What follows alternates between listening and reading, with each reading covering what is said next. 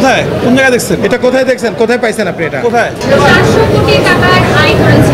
আচ্ছা আমরা বোধহয় শেষ করব। হ্যাঁ, আমার মনে হয় শেষ করতে হবে, কারণ অন্য বাংলাদেশে কিন্তু আমরা বড় ছবি করে সেটা টাকা বা লগ্নি তুলে আনবো এরকম আগে ভাবিনি।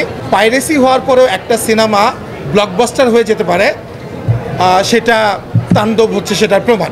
রাফির কথা অনুযায়ী এটা ডেফিনেটলি এটা কয়েকদিনের মধ্যে ইন্ডাস্ট্রি হিটের পথে আছে।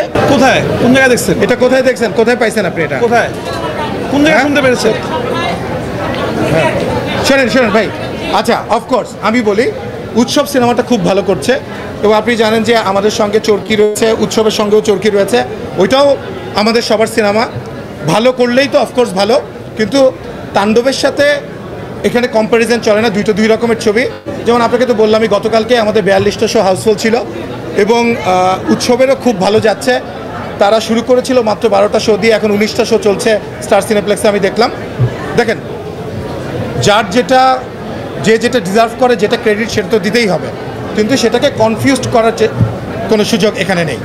সো তাণ্ডব তো তাণ্ডবের গতিতে চলছে, এবং আপনারা দেখেছেন যে ইউজুয়ালি কি হয় যে 13 দিনের প্রথম 8-10 দিনের বন্ধের পরে 13 দিনের পরে তৃতীয় সপ্তাহে গিয়ে কিন্তু যে কোনো ব্লকবাস্টার ফিল্ম কিন্তু আস্তে আস্তে উইকডেজে কমতে থাকে।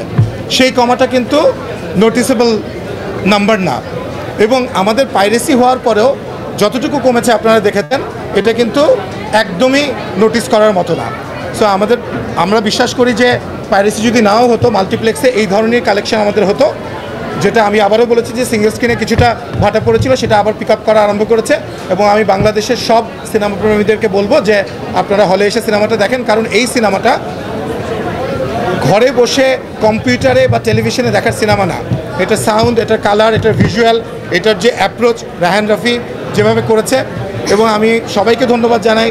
আমরা SBF আলফাই যে প্রডিউসার, আমাদের কো প্রডিউসার চরকি আছে, এবং রাফি যে সিনেমাটা যে অ্যাপ্রোচে বানিয়েছে, এটা বড় পর্দায় সিনেমাটা এক্সপিরিয়েন্স করার একটা সিনেমা।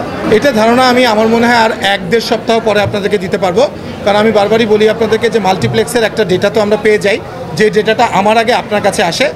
আপনারাও জানেন কত টাকা গ্রস সেল হচ্ছে এবং কী ধরনের রেশিওতে আমরা প্রডিউসাররা টাকা পাচ্ছি। বাট সিঙ্গেল স্ক্রিনের ক্ষেত্রে আমাদের যেহেতু it takes at least 4-5 days to collect the entire statistics, সেটার জন্য একটু অপেক্ষা করতে হয়। সো প্রথম সপ্তাহ তো দুর্দান্ত, প্রথম সপ্তাহে দারুণ। এবং আপনারা জানেন যে আমরা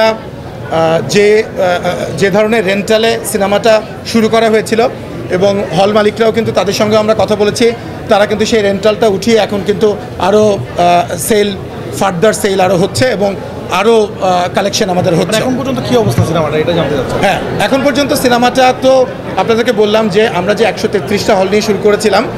সো কিছু প্রত্যন্ত অঞ্চলের কিছু ফিক্সড হল, যেগুলোতে হয়তো ইউজুয়ালি সেগুলোকে আমরা দিয়েছিলাম 13 দিনের জন্য। তো ন্যাচারালি সেই 13 দিন পরে কিছু হল তো সেগুলা যাতে ফিক্সড হল যেগুলো 13 দিন পরে রিনিউ করার কথা ছিল, সেটা পাইরেসির কারণে হয়নি।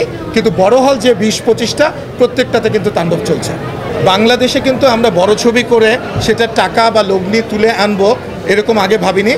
আগের ছবিগুলোতেও আমাদের কষ্ট হয়েছে, কিন্তু এবার পাইরেসি হওয়ার কারণে একটু প্রভাব তো পড়েছে, কিন্তু আমার মনে হয় যে খুব কাছাকাছি আছি। এবং এইটুকু বলতে পারি যে পাইরেসি হওয়ার পরেও একটা সিনেমা ব্লকবাস্টার হয়ে যেতে পারে, সেটা তাণ্ডব হচ্ছে সেটার প্রমাণ। রাফির কথা অনুযায়ী এটা ডেফিনেটলি এটা কয়েকদিনের মধ্যে ইন্ডাস্ট্রি হিটের পথে আছে, এবং আপনাদের কাছে নাম্বারও শেয়ার করতে পারবো আমরা, কারণ আমরা খুব ট্রান্সপারেন্টলি আমরা এই বিজনেসটা এখন করতে চাই সবার সঙ্গে।